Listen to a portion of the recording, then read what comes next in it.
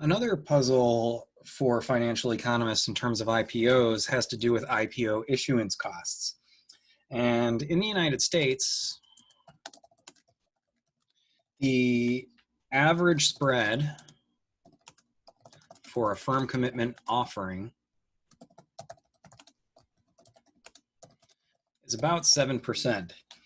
And what this means is that the underwriter purchases the shares for a price that's about 7% below the IPO offer price.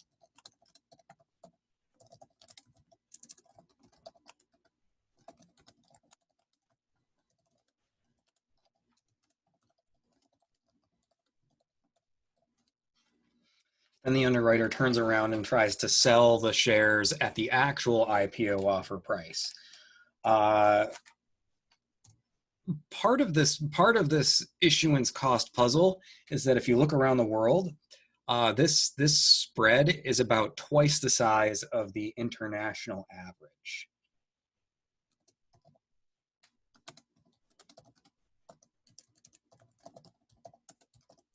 So this fee is relatively large, twice as high as the international average. And also,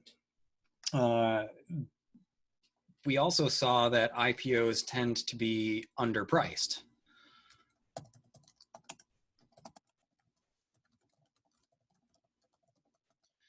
So if you consider the underpricing to be an indirect cost with the actual fees that are paid to the underwriter in terms of the spread, that's more of a direct cost. The underpricing is indirect because the firm isn't necessarily paying it directly, but in the end, what that means is these firms that are issuing are facing some really, really high costs. Another part of this spread is that it doesn't tend to change much based on the company's offer size.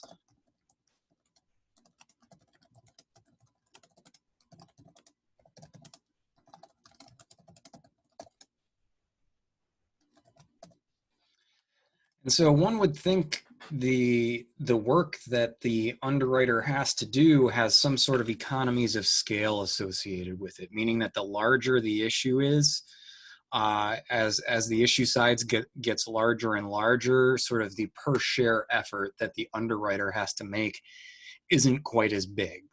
And what we don't see for the most part is that this spread reflects any sort of economies of scale for really, really larger issue sizes. So some of the things that this could mean essentially is that maybe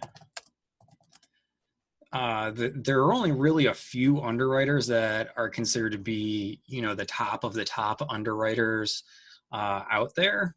And so maybe this represents a sort of a monopoly type of pricing power that exists for just the best underwriters that are out there.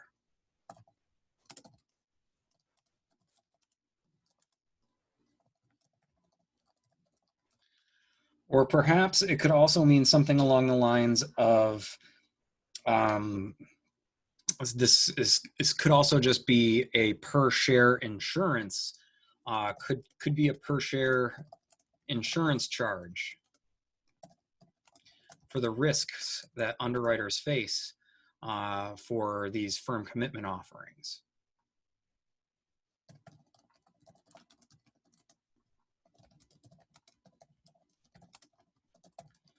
And in that case, maybe we just don't see the spread because it's considered, the insurance that the underwriter is basically charging a fee for. So we see the same spread regardless of issue size. Another thing with IPO issuance costs is that firms have a tendency to choose firm commitment.